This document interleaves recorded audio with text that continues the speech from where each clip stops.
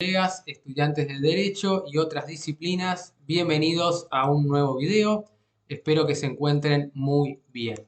Bueno, para cerrar la noche, les quería compartir un caso que seguramente les interese, que tiene que ver con la responsabilidad de una universidad, en este caso la Universidad de Belgrano, por no entregar a un alumno el certificado analítico de las materias aprobadas por el que había pagado el correspondiente arancel.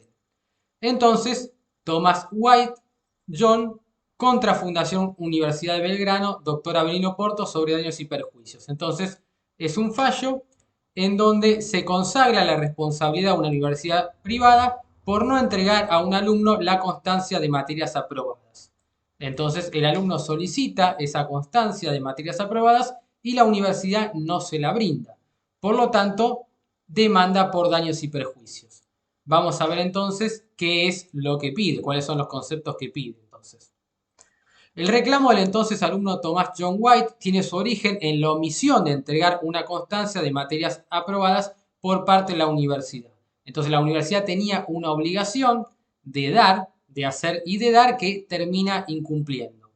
La sentencia del 20 del 10 del 2020 hizo lugar parcialmente a la demanda promovida y condenó a la Fundación Universidad Belgrano, doctor Avelino Porto, a pagarle 97.906 con intereses y costas.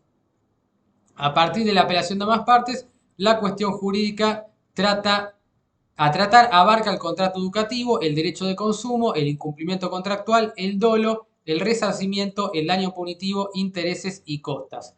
Todo eso es lo que vamos a debatir aquí.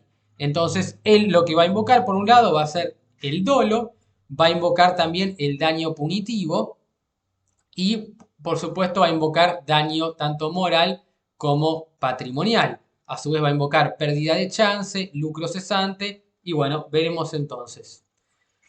En cuanto a los agravios de la universidad, dice en primer lugar, cuestiona que la jueza dijo que existió un incumplimiento defectuoso o incumplimiento de obligaciones accesorias y que le atribuyó culpa en el sentido normado por el artículo 1724.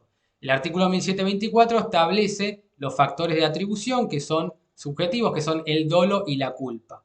Culpa quiere decir que obró con negligencia, con imprudencia o inobservancia de los reglamentos y deberes a su cargo. Entiendo yo que hablaríamos de inobservancia de los reglamentos y deberes a su cargo. Entonces, había una obligación, tenía una obligación de dar que no incumple. Primero, hacer, porque tiene que confeccionar el certificado, y después la obligación de dar. La obligación de hacer la cumplió, pero no cumplió con la obligación de dar.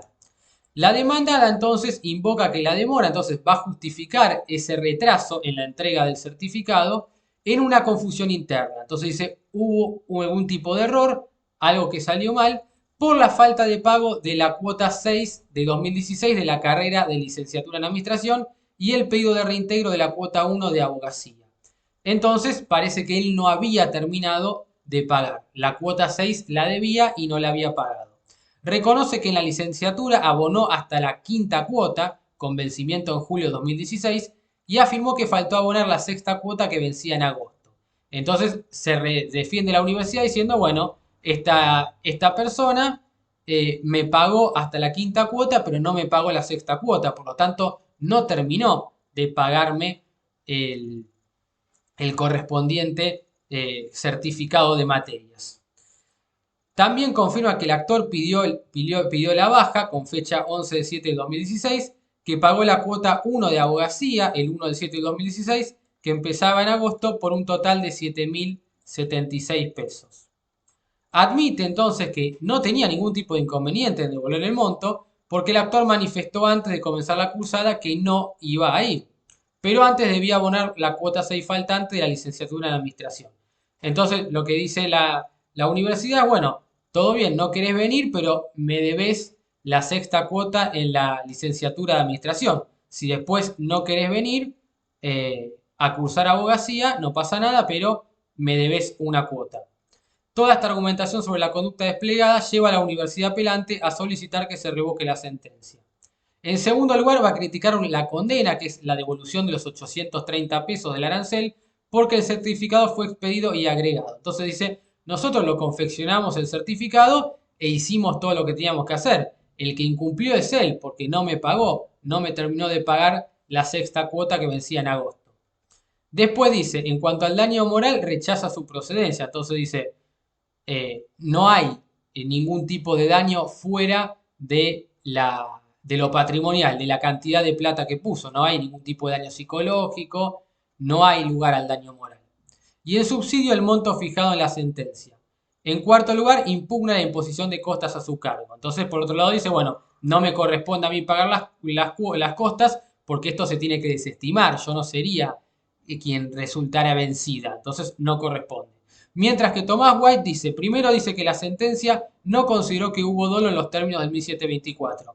Entonces, para, para el Poder Judicial obró con culpa y Thomas White dice, no, acá hay dolo.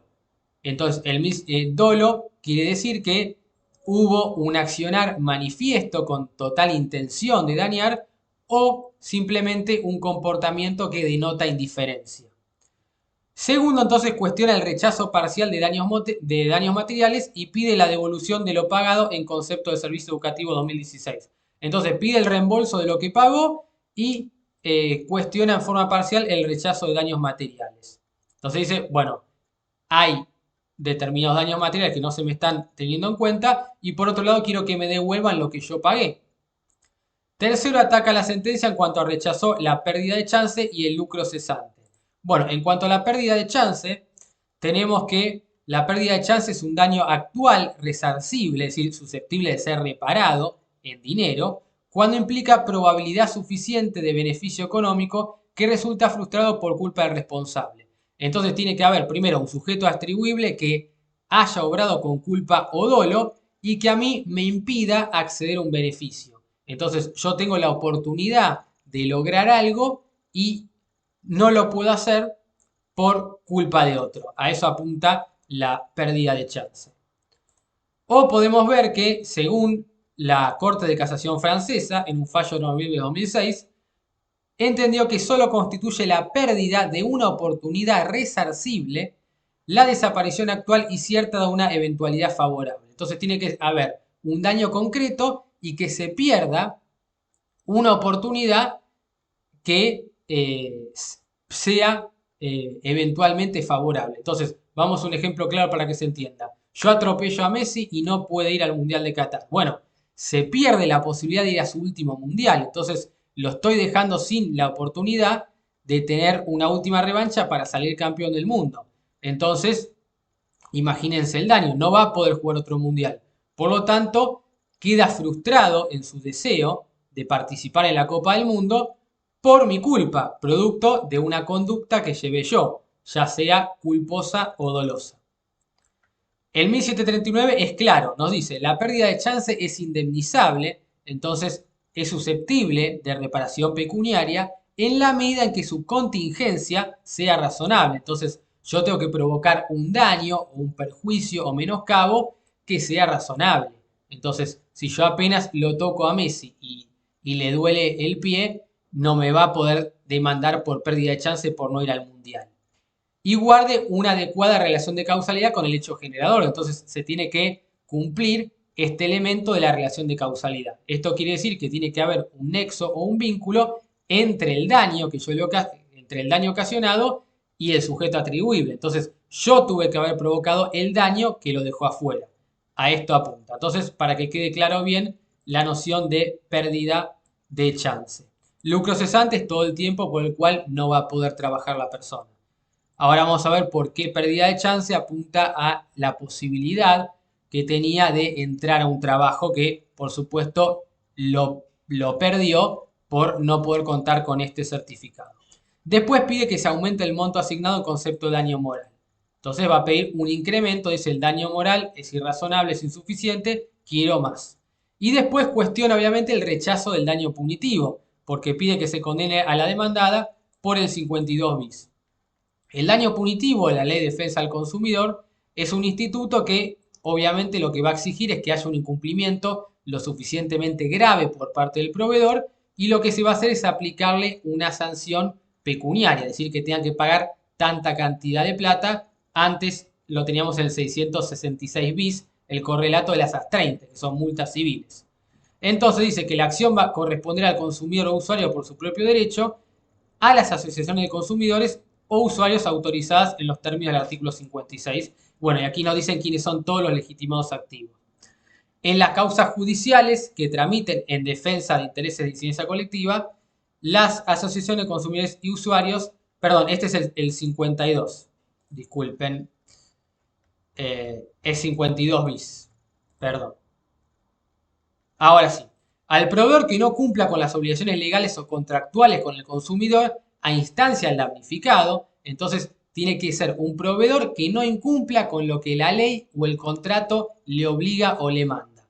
Entonces, en ese caso, el juez va a poder aplicar una multa civil, conocida como astreintes, a favor del consumidor, que por supuesto va a tener que ser respetuosa de los principios de razonabilidad y proporcionalidad. Por eso nos dice que se va a graduar en función de la gravedad del hecho. Entonces hay que tener en cuenta qué tan grave es el hecho y por supuesto otras circunstancias del caso, independientemente de otras indemnizaciones que correspondan. Entonces esto quiere decir que esta indemnización por daño punitivo puede ser acumulable, por ejemplo, a la del 40 bis de daño directo.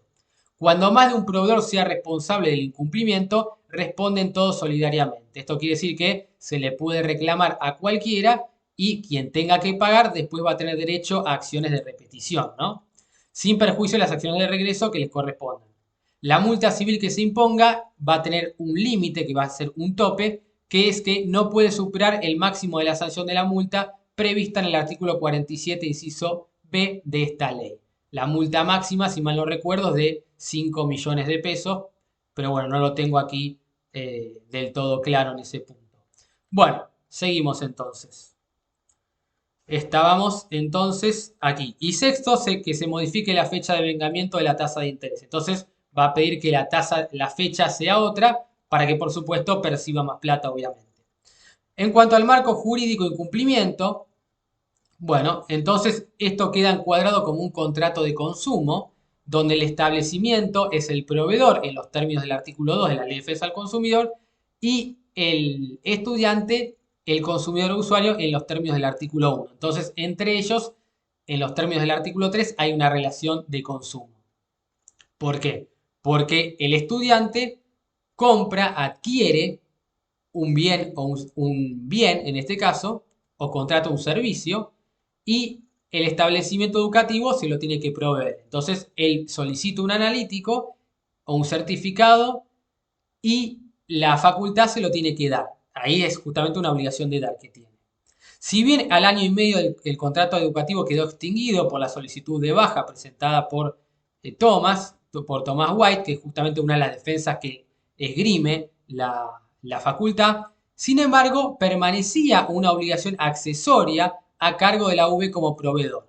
Obligación accesoria quiere decir que no era la principal, pero por más que haya dado de baja, existía una obligación previa que tenía que cumplirse, que consistía justamente en confeccionar y entregar el certificado. Entonces tenía una obligación de hacer, que era confeccionar el certificado, y de dar justamente entregarle el certificado de las materias analíticas aprobadas hasta ese momento. Esta obligación de hacer respondía a un pedido expreso de White, por el que había pagado el correspondiente arancel. Entonces tenía una obligación de hacer y de dar. Estamos entonces ante la prestación de un servicio que procura al acreedor cierto resultado concreto. Claro, entonces él espera un resultado beneficioso. Entonces, ese resultado concreto es la entrega de justamente ese certificado analítico. Y cita el 774, inciso B del código.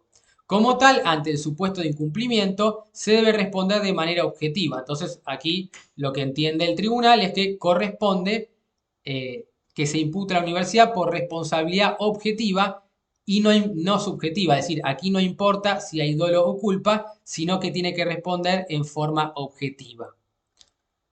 Vale decir que la culpa en estos casos es irrelevante, no tiene razón de ser, no hay que discutirla, a los efectos de atribuir responsabilidad, y el responsable se libera solo si demuestra la causa ajena.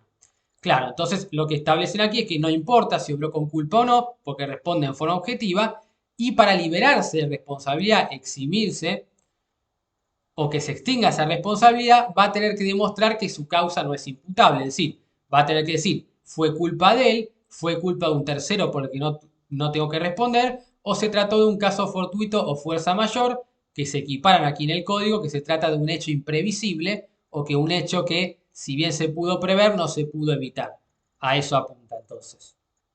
El demandado, entonces, el tema es que no probó ese caso fortuito y en consecuencia White tiene derecho a pedir la restitución de lo pagado y reclamar los daños y perjuicios por el incumplimiento contractual que supone la omisión de la entrega del certificado conforme al artículo 10 bis de la Ley de Defensa del Consumidor y el 777 inciso C. Entonces, el demandado, al no probar ese eximente de responsabilidad, que en este caso era el caso fortuito, entonces tiene que cumplir con esa obligación y White va a tener derecho esa indemnización por incumplimiento contractual. Entonces, hay un incumplimiento contractual, recuerden, pacto sunt servanda, los contratos están hechos para cumplirse y tienen que celebrarse, ejecutarse e interpretarse de buena fe. Y justamente no es lo que habría hecho la universidad. Entonces, desestima el agravio vertido por la UB y confirma la sentencia en cuanto a la responsabilidad de la demandada. En cuanto al dolo y daño punitivo, aquí se le desestima el dolo que pretende Thomas White, justamente porque, como establece el 1734, él tiene la carga de la prueba. 377 del Código Procesal, quien alega un hecho lo tiene que probar. Por lo tanto, como él no pudo probar el dolo, no se puede tener por cierto. Recordemos que el dolo es actuar con manifiesta indiferencia o con la intencionalidad, es decir, adrede a propósito. Para Thomas White, la universidad a propósito, es decir, obrando en forma maliciosa, de mala fe, con dolo, no le entregó el certificado. Entonces, el dolo sí cobra fuerza o relevancia cuando se lo vincula con el daño punitivo del 52 bis y el rechazo fue materia de agravio. Entonces, la actora califica la conducta de la demandada como extorsiva y recurrente, para lo que cita un antecedente jurisprudencial. El tema que lo que dice aquí el tribunal es que cita un antecedente que tiene como 20 años, entonces no le da validez o cabida a eso. Considera en definitiva que la reiterada negativa injustificada a entregarle el certificado analítico excede la culpa y encuadra en el concepto de dolo como manifiesta indiferencia por los intereses ajenos. Entonces él dice, bueno, como yo te insistí y pasó el tiempo y me quejé y protesté e intimé y no me lo dieron, claramente la universidad está actuando con una manifiesta indiferencia. Entonces el dolo se configura por la producción de un daño de manera intencional o con manifiesta indiferencia. Y bueno, el 52 bis, esto que veíamos entonces. Lo cierto es que termina el tribunal descartando no solo el dolo, sino también el daño punitivo, porque justamente lo que entiende es que tiene que haber una gravedad. Entonces, aquí dice, lo expuesto significa que no basta el mero incumplimiento de estas obligaciones para habilitar la sanción, sino que está reservada para supuestos de real gravedad, y no es el caso de la omisión de entregar una constancia de materias aprobadas, porque se trata de un incumplimiento de una obligación accesoria y conexa, es decir, vinculada o vinculada, sí, con la principal, que no impidió al alumno cambiar de universidad. Entonces, esto no trajo aparejada una conducta que fuera humillante, vejatoria, opresiva, ni un notorio desdén hacia el alumno, es decir, no hay una práctica abusiva en los términos del 8 bis, podemos decir. Por lo tanto, entiende que al no haber un trato que fuera indigno o inequitativo, no corresponde tampoco el dolo ni el daño punitivo. Bueno, después él se agravia también porque se rechazó la devolución del servicio educativo. La demandada cumplió con la prestación educativa principal y entonces aquí dice que propongo en consecuencia desestimar el agravio y confirmar este aspecto de la sentencia apelada. Y en cuanto a la pérdida de chance, que tenía que ver con la oferta de trabajar en esta compañía que el actor invoca, la pérdida de chance del trabajo pretendida no guarda adecuada relación causal con el hecho generador, esto que vimos del 1739. Por eso propongo al acuerdo confirmar la desestimación efectuada en la sentencia apelada. Entonces, al no haber una estrecha vinculación o no existir esa relación de causalidad entre el hecho generador y el resultado lesivo, claramente no corresponde la pérdida de chance. El daño moral, que es una lesión de intereses extrapatrimoniales tutelados por la ley, lo difícil de su relación no significa que el dolor y las aflicciones sean insusceptibles de apreciación económica. En tal caso, la indemnización monetaria cumple una función reparadora o de satisfacción que encuentra su fundamento en el 1741. Como la reparación del daño moral no se hace en abstracto, entonces esto tiene que haber un daño que sea actual, inminente y concreto, no podemos especular, sino en cada caso concreto, es justo que esté en relación con la magnitud del perjuicio, del dolor o la afección involucrada. La situación general proveniente de esta institución educativa verosímilmente generó en el joven una lesión en su espíritu, perturbó su tranquilidad y el ritmo normal de vida, lo que debe ser resarcido. Entonces le da, postula así desestimar el agravio en cuanto a la procedencia de la partida. Entonces le da la razón en cuanto al daño moral, porque dice esto le trajo una lesión en su espíritu, perturbó su tranquilidad y el ritmo normal de la vida. Y en lo atinente al monto, bueno, entiendo razonable la sumada fija por la jueza. Y en cuanto a los intereses, para cerrar entonces, al apelante en cuanto a la fecha de partida de los intereses, no podría ser el momento adoptado de la tardía expedición del certificado, ya que incumplida la obligación, sino el que se produjo el perjuicio. Entonces dice desde cuándo se computan los intereses de acuerdo al 1748. Entonces propongo así tener como inicio, es decir, se va a empezar a computar o van a empezar a correr el plazo de los intereses desde la fecha en que la V le denegó el pedido, es decir, desde el 15 del 7 de 2016. Con este alcance postula admitir el agravio y modificar entonces la sentencia apelada. Y en cuanto a la imposición de las costas, va a decir artículo 68 del Código Procesal Civil Comercial. Por estos fundamentos propongo a mi distinguida colega confirmar la sentencia apelada en lo principal y modificarla en cuanto a la fecha de comienzo de los intereses, con costas de segunda instancia en el orden causado, en atención al vencimiento recíproco operado. Y aquí María Isabel Banavente justamente termina compartiendo estos argumentos. Así que espero que les haya gustado y nos vemos en un próximo video.